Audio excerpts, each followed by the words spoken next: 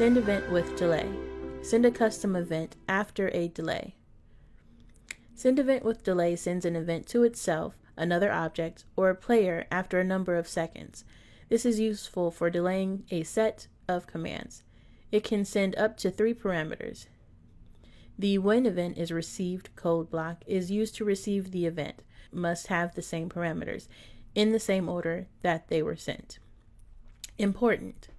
Only one of each delayed event can be sent at a time. Parameters. Event, object, number, parameters. Sends an event to an object after a number of seconds with any parameters if given. Example 1. Rotate object on a loop.